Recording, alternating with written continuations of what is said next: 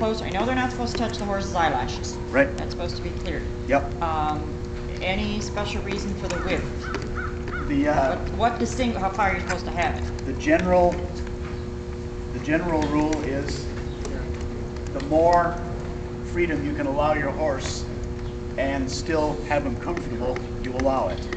These two were basically trained without blinds, and then we put the blinds on so that we would look right. Okay? Okay? So the portion of our culture here says horses work with blinds. You go south of the Mason-Dixon, about 80% of the horses are working without blinds.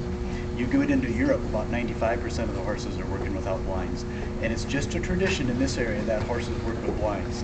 So I train all of my horses that come through our barn to start without blinds, and then at some time during that second and third week we say, are you more comfortable with them or are you more comfortable without them? And whatever the horse tells me, that's where we go forward at that point. Okay? Because I know my draft is by being ridden is comfortable without. Yep. In harness he was trained with. Yep. But I felt that in harness he was more worried because he couldn't see. Where I was always letting him see everything. Yep. And you have to go back to the testing procedure back in week 2 with that horse and say, maybe he is more comfortable without it. Let's find out. Now in this area, you drive into a show ring without blinds on, everybody's saying, be careful, that horse doesn't have blinds. Be careful, watch that one, he doesn't have blinds on. In my opinion, it takes a better horse to go without blinds than it does with them. Okay? It takes more training and more time to train them to get them to work without blinds than it does. Do you put your mare, your gelding, one on one side, one on the other traditionally? I mean, does your mare is always more comfortable on the right or the left, or do you interswap them? Great questions. Okay.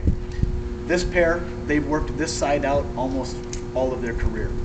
In tradition, again, you put your largest horse on the right-hand side.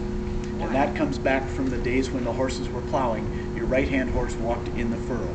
So if you had a tall horse on the left and this one was down in the furrow, then their lines of draft are going along like this with their single trees tipped. And if you have your high horse to start with and he steps down 4 or 6 inches into that furrow, then things level out. And it comes back to the farming tradition again.